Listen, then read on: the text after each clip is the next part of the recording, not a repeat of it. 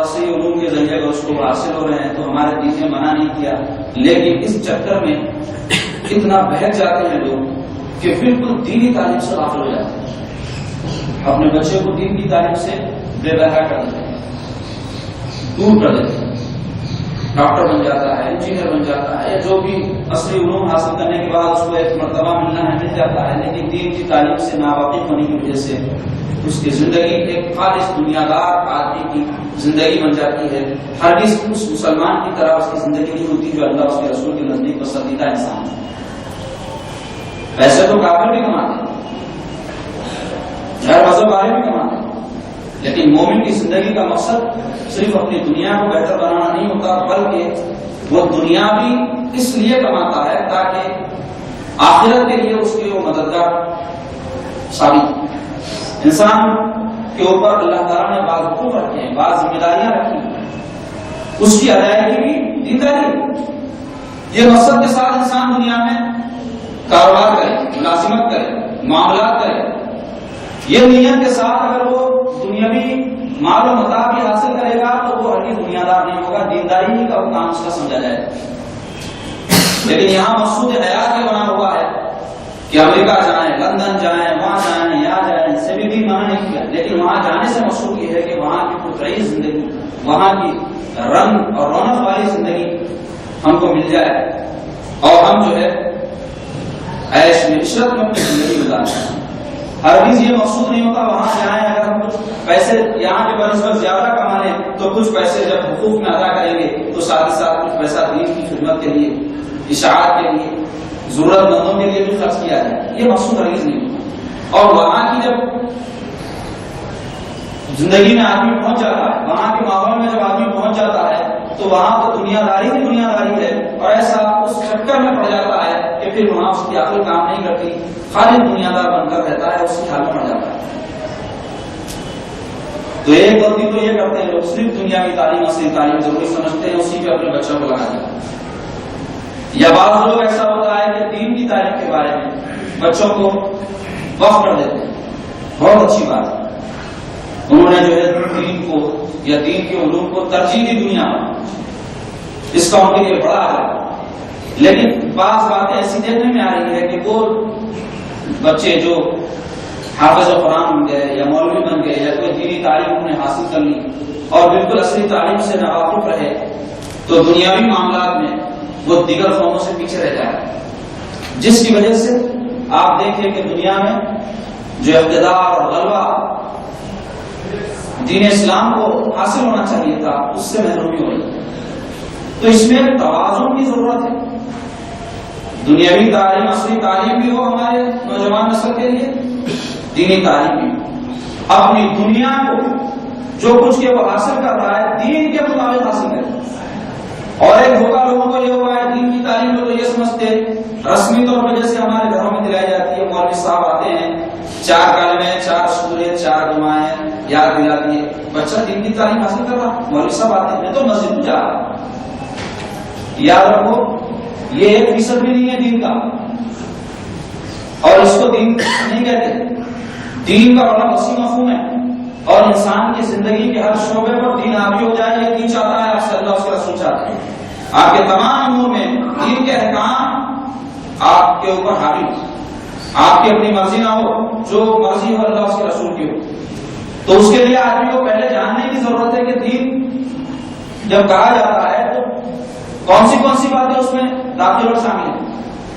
تو دین یا دینداری جب آپ کہیں تو جان لیں کہ 4 باتیں دوستوں بڑی ہیں، بات بتا رہا ہوں کہ وہ 4 باتیں جب تک آدمی کو حاصل نہ ہو دین میں وہ کامل نہیں ہو سکتا۔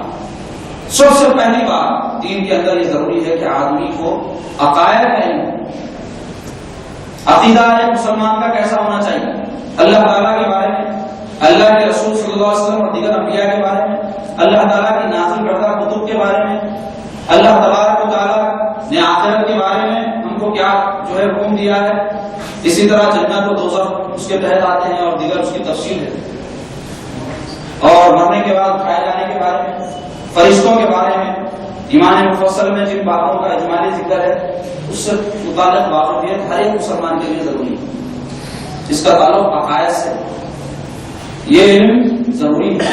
اگر عقائد آدمی کے درست نہیں ہوں گے تو اس کے اعمال اللہ تعالیٰ کی بارگاہ میں ہرگز مقبول نہیں ہوتے.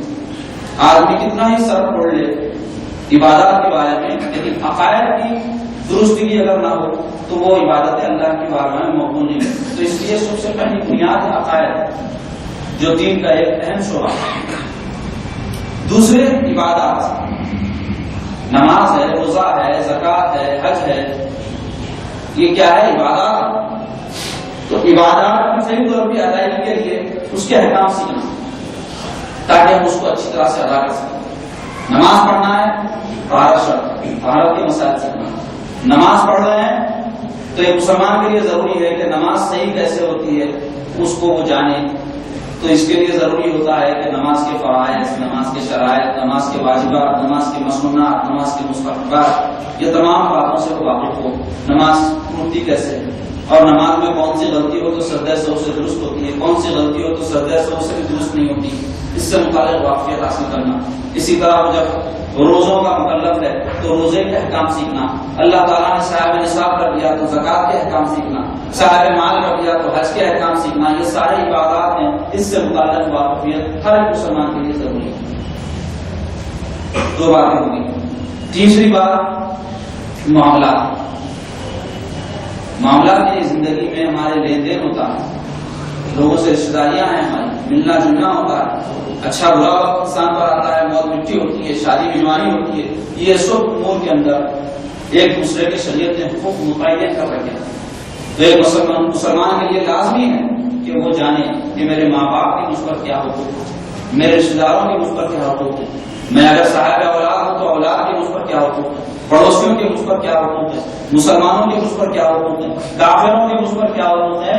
ارے انسان جاندار کو چھوڑو، آپ ہمارے دین نے بے جان پتھر پودوں تک کے حقوق متعین کر دیے. اس سے متعلق واقعیت حاصل کرنا ہر مسلمان کے اوپر ضروری ہے.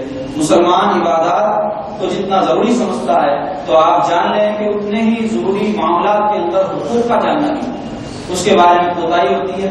لوگ نماز بھی پڑھتے ہیں لیکن ہم تب کیا کرتے ہیں، پھر دیندار کے دیندار بنے ہوئے، چہرے متشر ہیں تو دیندار کے دیندار بنے ہیں لیکن معاملات میں بگاڑ خرابی ہے. تو یہ معاملات کی درستگی اسی وقت ممکن ہے جب آدمی کے اندر کچھ اوصاف ہوں، اچھے خصلتیں ہوں، اور وہ پیدا ہوتی ہے دین کے چوتھے شعبے اخلاق سے، اخلاقیات کی جانب سے. اخلاقیات کیا ہے؟ اچھی صفات، اچھی خصلت انسان اپنے اندر پیدا کرے اور بری صفات سے اپنے آپ کو بچائے. اچھی صفات کیا ہے انسان کے اندر؟ جذبہ ترحم ہے، جود و سخا ہے، ایثار و قربانی ہے، صبر ہے، ایک دوسرے کے ساتھ محبت کا سلوک کرنا، عفو و درگزر کرنا. یہ ساری اچھی صفات ہیں. بری صفات کیا ہے؟ حب دنیا، حسد ہے، تکبر ہے، کینہ ہے، غرور ہے، غفلت ہے. یہ سارے نکالنا اور اچھی صفات اپنے اندر پیدا کرنا. ایک بری صفت اور بری خصلت جب نکلتی ہے تو ایک اچھی صفت ضرور اس کی جگہ لیتی ہے. تو یہ چار باتیں جب کسی انسان کے اندر پائی جائیں گی، عقائد اس کے درست ہوں گے، عبادات کا معاملہ اس کا جو ہے احکامات خدا اور رسول کی روشنی میں ہوگا، معاملات میں وہ حقوق ایک دوسرے کے ادا کر رہا ہوگا، اور اپنے اندر اچھے خصلتیں پیدا کر کے بری خصلتوں سے اپنے آپ کو علیحدہ کر لے، تب جا کے اس کا دین پورا ہوتا، اور اسی کو دینداری کہتے ہیں. تو یہ ساری باتیں سکھانا ماں باپ کا فریضہ ہے اپنی اولاد کو، اور ان کی تعلیم کے تحت یہ باتیں آتی ہیں، دین کی تعلیم کے.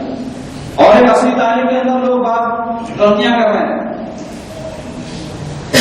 وہ اپنے بچوں کو اصلی تعلیم دلاتے ہیں. مسلمانوں کے 90% بچوں کو آپ پوچھو کیا کرتے ہیں بابا پڑھ کے؟ ڈاکٹر بنتا ہوں. کیا کرتے ہیں بابا پڑھ کے؟ انجینئر بنتا ہوں. یہ دو جملے تو زبان کے اوپر ہے، ان کی عقلیں جو ہے محدود ہو گئی، سوچ ان کی بولی کے مینڈو کی طرح ہو گئی، اس کے آگے سوچتے ہیں.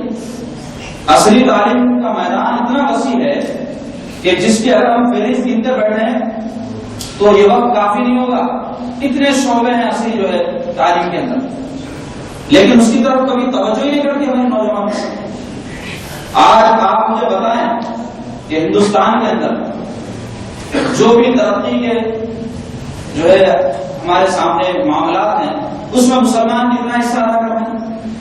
کتنے مسلمان ہیں جو IAS, IPS آئیے جو ہندوستان کی اعلیٰ ترین جو انتظامی خدمات ہے اس کے اندر اپنی خدمت انجام دے رہے ہیں. ہمارے بچوں کو معلوم نہیں ہے یہ IAS آفیسر کیا ہوتا ہے. اتنی بڑی طاقت ہوتی ہے اس کی کہ اس کا ملک کے جو ہے جتنے جو ہے انتظامی امور ہوتے ہیں اس میں اس کا دخل ہوتا ہے, اس کا حصہ ہوتا ہے. اس کے تحت میں کئی لوگ جو ہے ملازم ہوتے ہیں. اگر کوئی مسلمان ہمارا IAS آفیسر ہوگا, IPS آفیسر ہوگا, تو وہ اپنے جو ہے تحت میں کئی مسلمان لوگوں کو ملازمت دلا سکتا ہے, لیکن شعوری نہیں. چارٹرڈ اکاؤنٹنٹ ایک حساب کتاب کا کورس ہے, اس کے مطابق لوگوں کو پتا نہیں ہے کہ سارے ہندوستان میں جو بھی چارٹرڈ اکاؤنٹنٹ ہوتے ہیں یعنی حساب کتاب کے ماہرین ہوتے ہیں, وہ ان کی دستخط سے لوگوں کے حساب کتاب دفتروں میں داخل ہوتے ہیں. 1% بلکہ اس کا ½ بھی مسلمان اس میں نہیں ہے. اس کی میگزینیں نکلتی ہے ہر مہینہ 2 مہینہ 3 مہینے میں, جس میں ایک فہرست ہوتی ہے کہ یہ چارٹرڈ اکاؤنٹنٹ کے امتحان کے لیے کتنے بچے شریک ہوئے, پاس ہوئے, ناکام ہوئے, وہ بحث نہیں, کتنے شریک ہوئے.